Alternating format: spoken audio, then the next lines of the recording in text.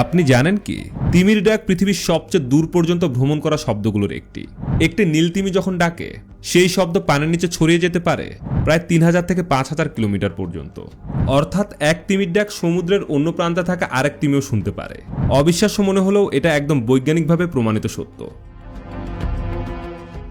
তিমিরা শব্দের মাধ্যমে যোগাযোগ করে, একে বিজ্ঞানীরা বলে হোয়াল কমিউনিকেশন।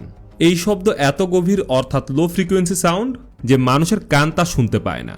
আমরা কানে শুনতে পারি 20 হার্জ থেকে 20,000 হার্জ পর্যন্ত, কিন্তু নীল তিমির ডাকের ফ্রিকোয়েন্সি মাত্র 10 থেকে 40 হার্জ, যা আমাদের শ্রবণ সীমার নিচে।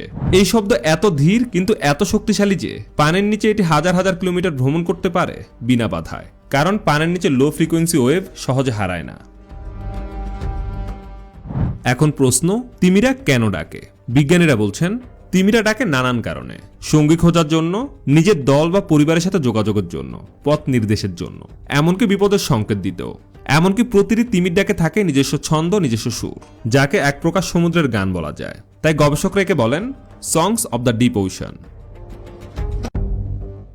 পৃথিবীর কোনো জলজ প্রাণীর যোগাযোগ ব্যবস্থা এত বিস্তৃত নয়। তিমিরা এক প্রান্ত থেকে অন্য প্রান্তে বার্তা পাঠায় শুধু শব্দের কম্পন দিয়েই।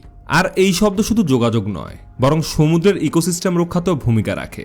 যেমন তাদের ডাকের প্রতিধ্বনি ব্যবহার করে বিজ্ঞানীরা সমুদ্রের তাপমাত্রা, ঘনত্ব, এমনকি দূষণের মাত্রাও নির্ণয় করতে পারেন। অর্থাৎ তিমির ডাক শুধু প্রাণীজগৎ নয়, বরং পৃথিবীর বিজ্ঞানকেও সমৃদ্ধ করেছে। মানুষের শ্রবণ সীমার নিচে থাকা এই শব্দকে বলা হয় ইনফ্রাসাউন্ড। এই ইনফ্রাসাউন্ডই পানির নিচে সবচেয়ে দূর পর্যন্ত যায়, যার কারণে তিমিরা হাজার কিলোমিটার দূরের সঙ্গীকেও খুঁজে পায়। যখন কোনো গবেষক সমুদ্রের নিচে মাইক্রোফোন বা হাইড্রোফোন বসান, তখন সে যন্ত্র ধরা পড়ে তিমির এই রহস্যময় সুর, একটি গম্ভীর, ধীর কিন্তু অদ্ভুত সুন্দর সঙ্গীত।